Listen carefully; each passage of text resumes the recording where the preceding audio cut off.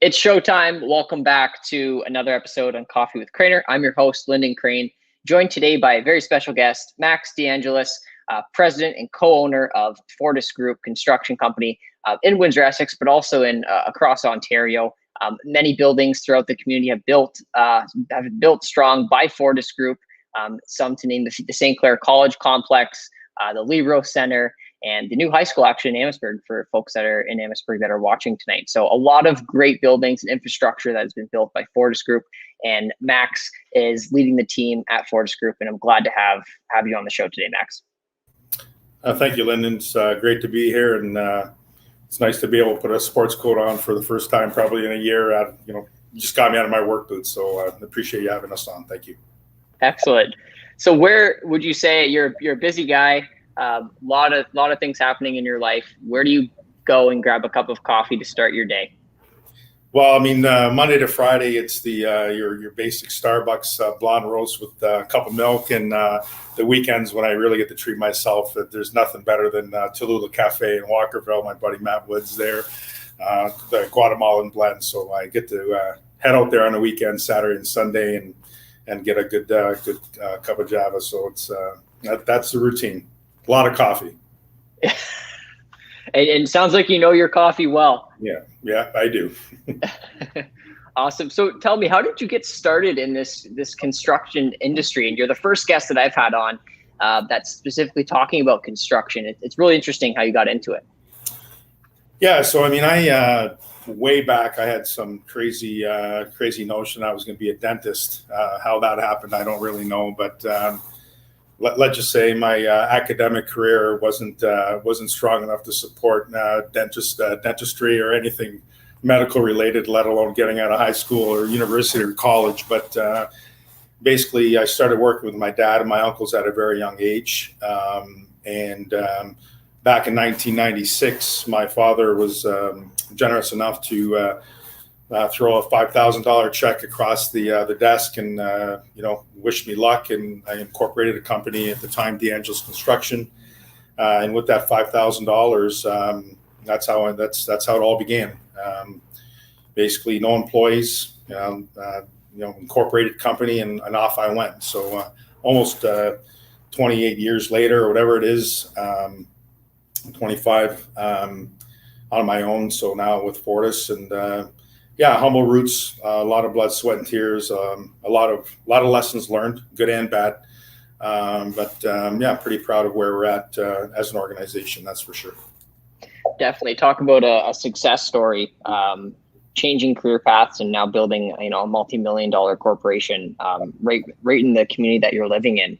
What was it like? I mean, you talked about De Angelis Construction Company and now merging with the Fortis Group recently.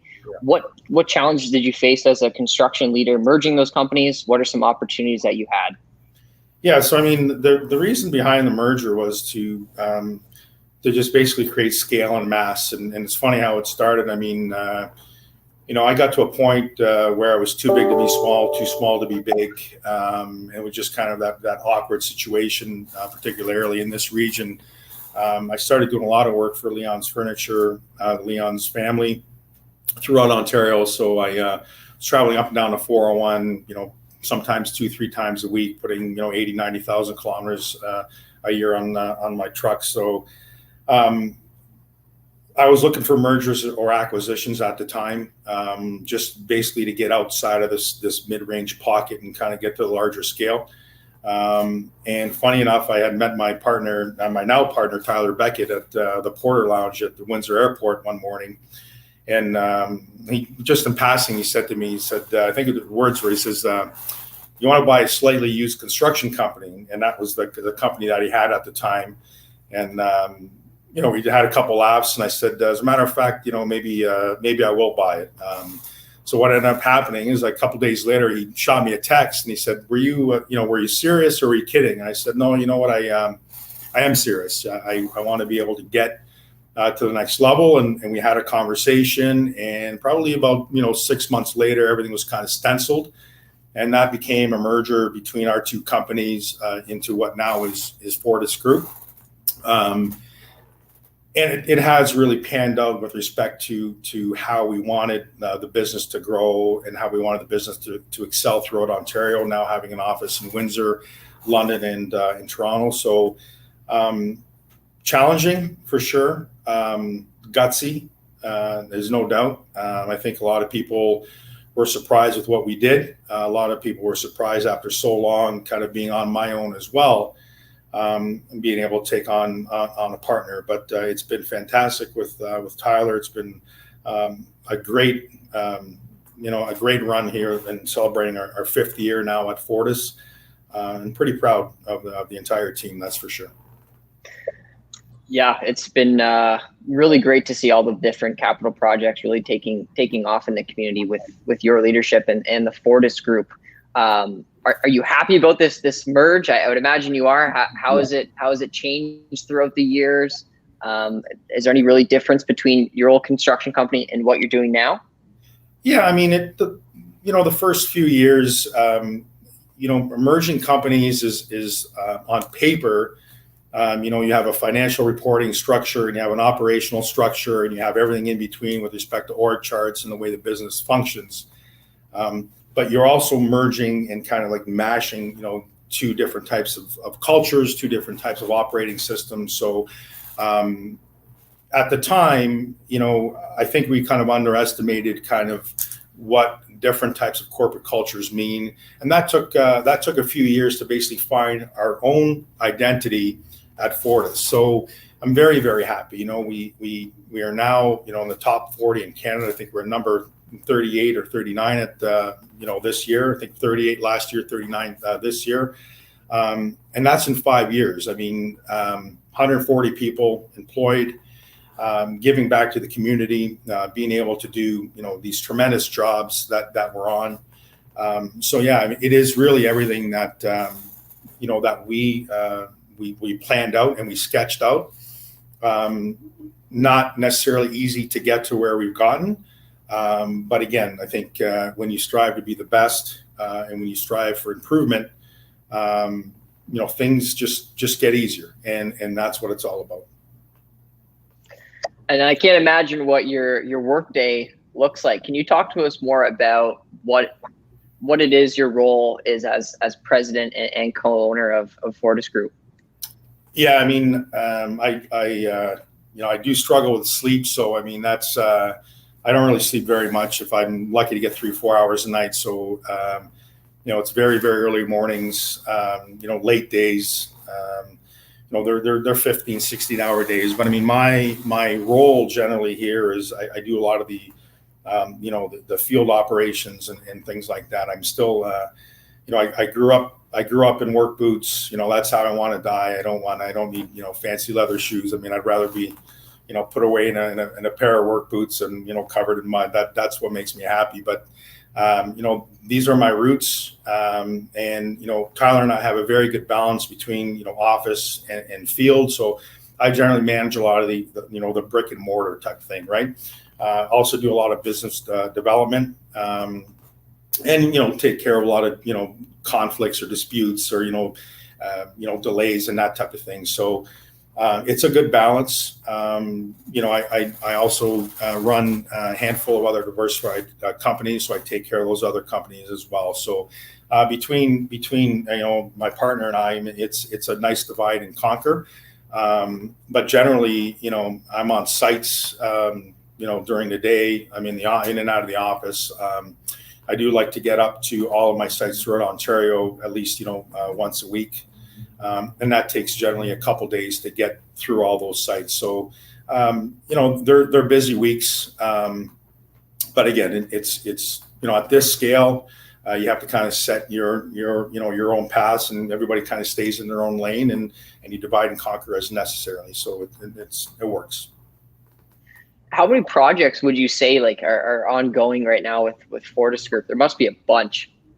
Yeah, there's probably 35 throughout Ontario. Wow. Yeah. And you still, even though there's that many, you still sometimes put on the work boots and head to the site and are with your employees.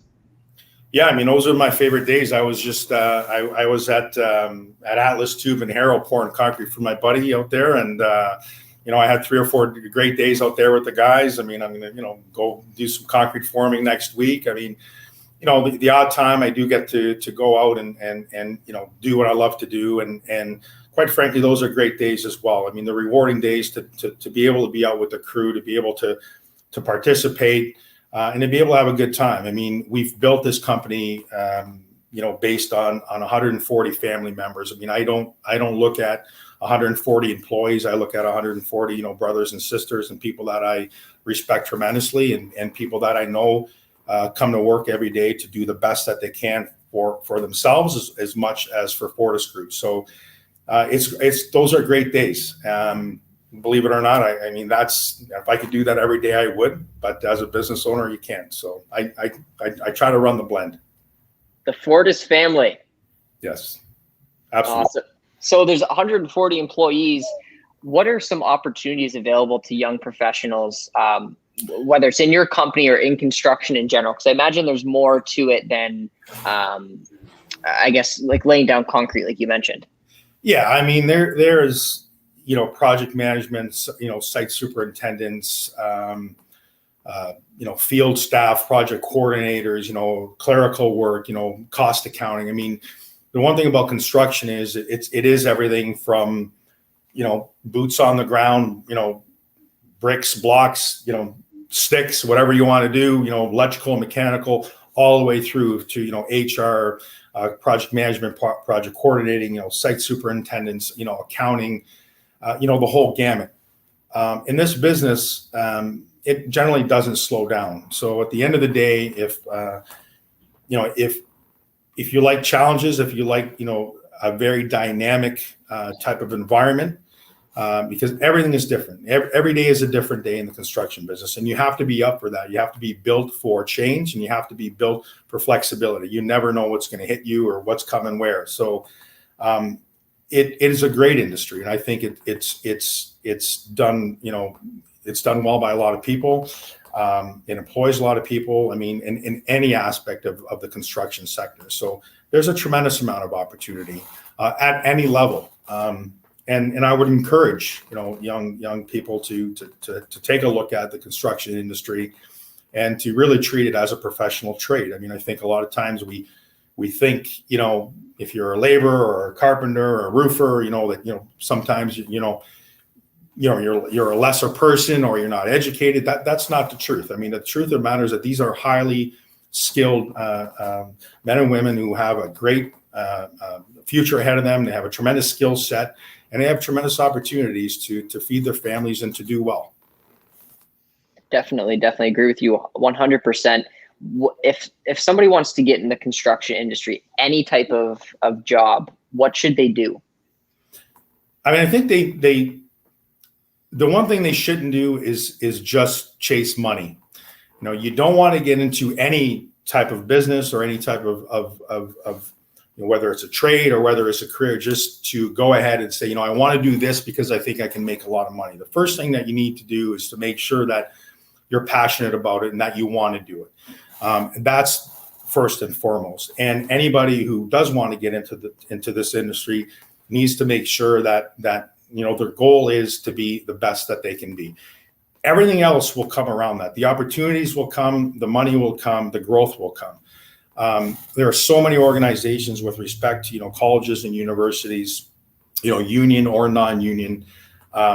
There's just so much opportunity with respect to, multiple trades, whether whether you're a carpenter, whether you're a bricklayer, whether you're a mechanical guy, or electrician, roofer, whatever it is. You just got to pick what you like to do and decide that you want to be the best at it, and the rest will come.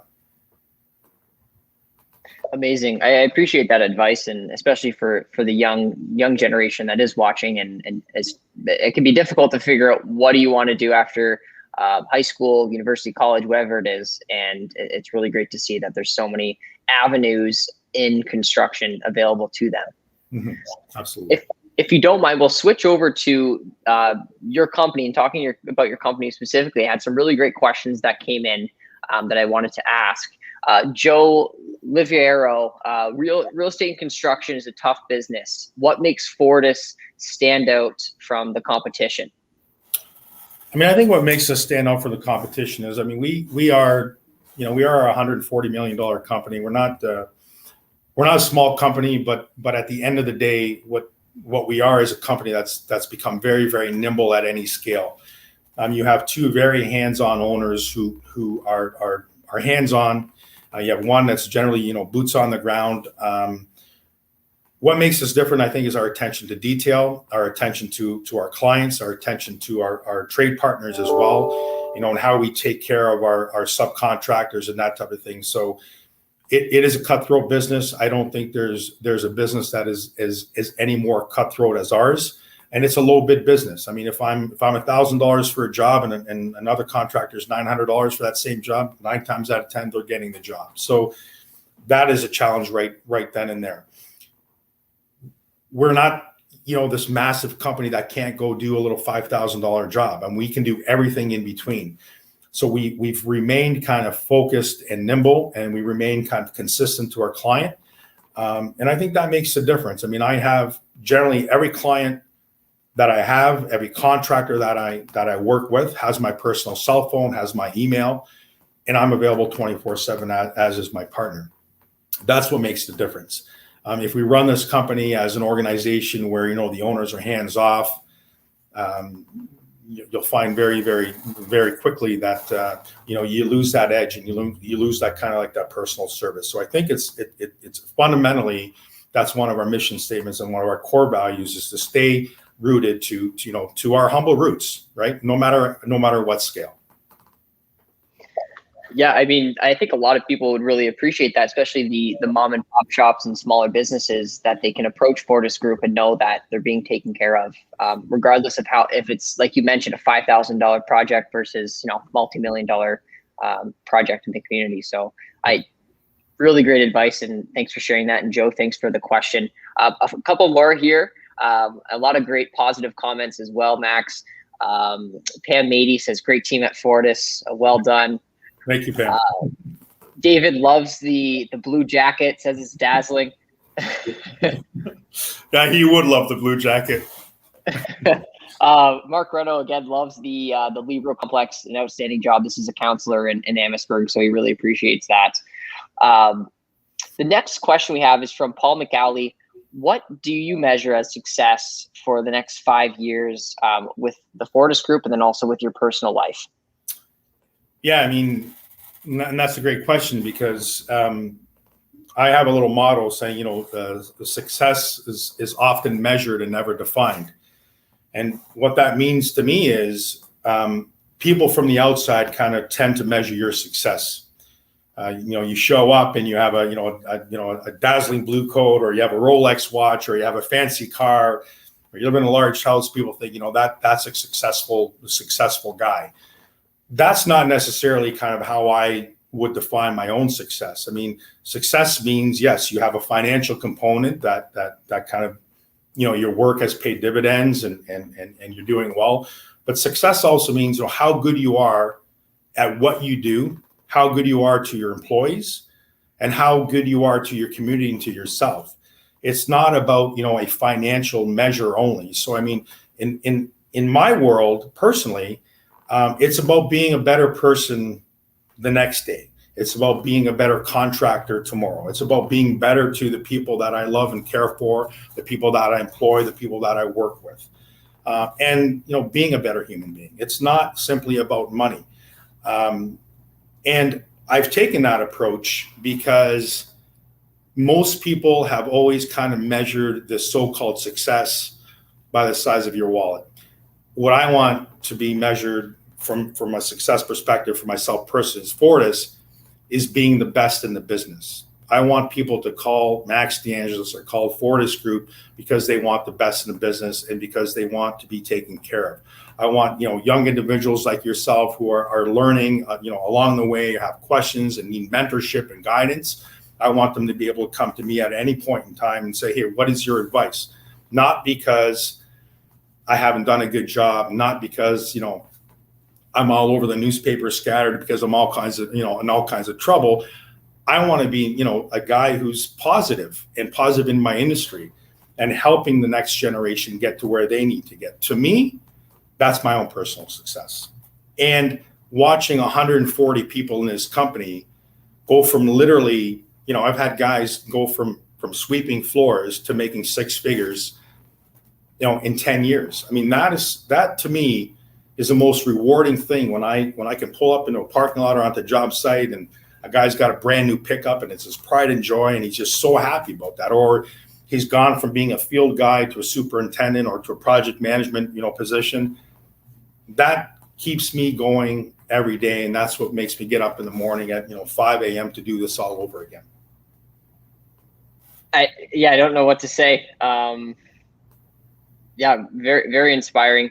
I think a lot of great points that you made, and something that I will take back and reflect on after this interview for sure. And I imagine I would imagine it's very satisfying to see going into a community and knowing that Fortis Group has really built that community up. Yeah, I mean, we were joking earlier. I mean, between high school, St. Clair College, my brief stint at the University of Windsor, I mean, I pretty much got kicked out of all three of those schools. But I mean, we were joking before. I mean, I'm building now the high school that I went to. I'm at, I just finished St. Clair College where I graduated in engineering, $25 million complex there. We have $120 or $118 million worth of work at University of Windsor where I had maybe a couple year stint there. The Libro Center in Amherstburg, growing up there and watching my kids actually be the first two people on that ice was my son and my daughter. So, I mean, at the end of the day, there is fulfilling moments, and creating these communities and creating these athletic complexes and these institutions where, you drive around and you leave your mark. It's something that, as a builder, I think you get it. You can drive by and you say, I built that building. I laid those bricks and blocks. I built those walls. I formed and poured that concrete. I mean, there's so many of those buildings that I can look at. And it does make a difference when you do it from your heart and when you do it when you want to give back. So the one thing about our business is, you kind of leave your mark. And now we're leaving our mark throughout Ontario. I mean, I'm driving up and down the 401. And I'm seeing Fortis trucks. I'm seeing Fortis jobs. I mean, I'm seeing Fortis kind of littered throughout the province. It's pretty rewarding starting with $5,000, and not a lot of encouragement. I mean, it was a $5,000 check, thrown across the desk. And basically, I think the comment was, come back next week when you need more. And I never came back. So I'm pretty proud of that. Yes, you definitely should be. And I want to be conscious of your time here, but we do have a couple more questions, if you don't mind.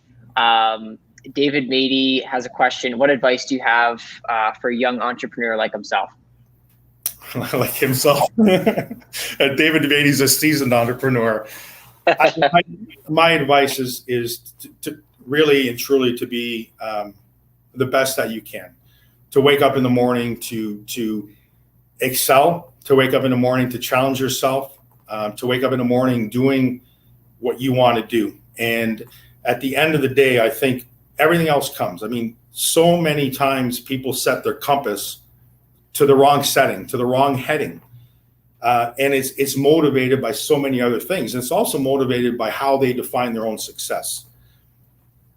You get a job, and let's say the job's paying $15 an hour for you, and it's paying $15 an hour for me. The better I do, the more I climb. We're going to start at the same rate. But the more I do, the further ahead I get from you. So at the end of the day, when you can program yourself and you can fall in love with what you're doing and continue to push yourself, the rest will come. And you never give up. Always be, true to your values and to your core values and to your industry. I can't be the leader that I want to be if I'm not good to my industry and if I'm also not good to my competitors. The better I am to my industry and the better I am to my competitors, the better is for your generation. And that's what we're here for, especially at 50 years old. I'm not here for much, I'm here for 20 more years or 15 more years before I retire, but we're setting the foundations for your generation.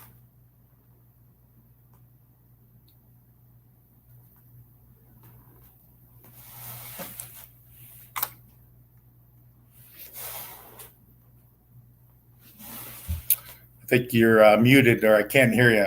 Oh, there we go. So, yes, another question came in from Matthew Woods. What's your favorite project type? Sports, entertainment, hospitality?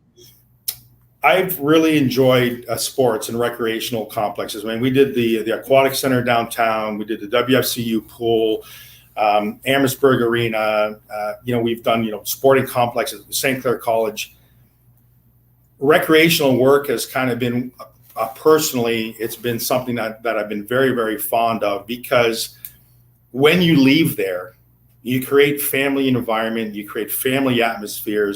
I mean, I drive by these facilities and I see moms and dads and grandfathers and grandmas, families, playing soccer, playing hockey, whatever it is, playing football.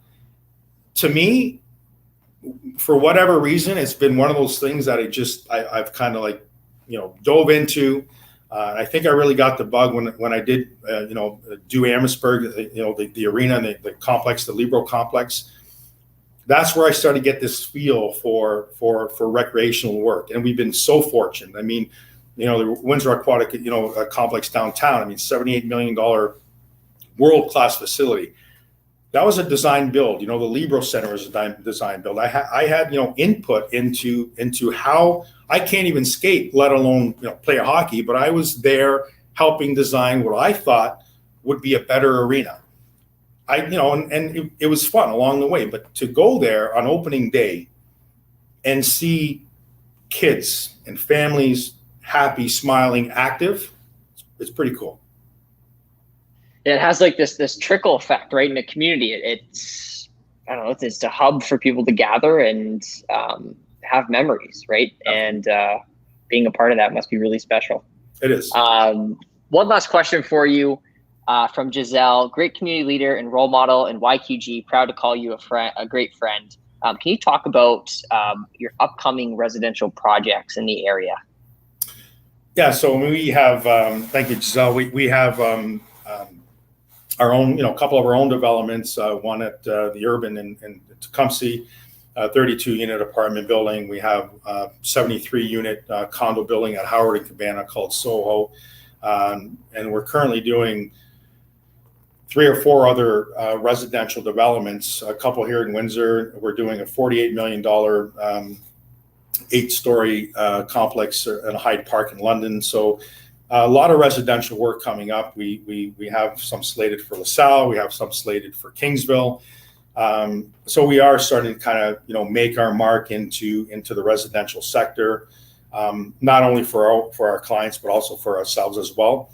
And that's kind of a new spin. I mean, we've done some residential in the past, but now we're starting to kind of the market is the way the market is, and a lot of developers have come to us for that level of service and expertise. So, pretty excited about that. The one in London at Hyde Park will be kind of our largest residential kind of multi-use at that size and scale, just a little under 50 million. So that's a 2-year project, and it's pretty exciting. That is exciting. We need houses, right? The more houses, the better in our community. Absolutely. Final question for you. I promise I won't keep you here too much longer. David Mady again is asking, what would be a project you're most proud of? I would say the Amherstburg Arena, just because it is my hometown. I grew up in Amherstburg. I had so much involvement in the design, and also, for most people don't know this, but there's a huge accessible component of the Amherstburg Arena, which if you go there, you'll notice there's not curbs and things like that. So at the end of the day, whether you're visually impaired, whether you're in a wheelchair, everything, that wayfinding, signage, kind of access, everything's kind of on grade. We work with a great accessible consultant as well. So I learned a lot about, things like, door handles and water faucets and that type of thing. But all of that put together into that complex, it just kind of was, wow, that, I walked away there saying, I'm just very, very proud. I mean, I have a little bit of a soft spot now for the Amherstburg High School, because I never would have thought in a million years, barely getting out of high school, that I would be building, my new high school, right? So that's also a very proud moment, and it's in the town that that I grew up in, right? And I have a lot of memories there. So it's also a proud moment for me to watch, my mom and my dad and my niece and nephew and my brother kind of drive by, and family and friends to be able to see kind of the Libro Center and see Fortis at General Amherst High School. So yeah, a little bit. I would say those are pretty much cap off, some of the better ones. That's for sure. Awesome. I mean, there's been a lots of love for you tonight, Max. It looks like employees, friends, and you talked about the 140 employees that you have, and it seems like you're making a really great mark. Jennifer Young, so proud to work at this amazing company. Justin, Max is a fantastic mentor in the construction industry. He's one of the main people who got me to where I am in this industry. Fantastic role model. And again, Trevor Lawrence, Max's great friend, proud to say he's worked with you. So this was a really, really fantastic interview, Max. I really enjoyed listening to you and hearing your story and growing up in a small town and now building the town that you grew up in. So it's been really awesome speaking with you tonight. Thank you, Lyndon. I really appreciate the opportunity. I'm here for you anytime and continue to do great things. Thank you. And those watching, thanks for watching, and we'll see you very soon. Thank you.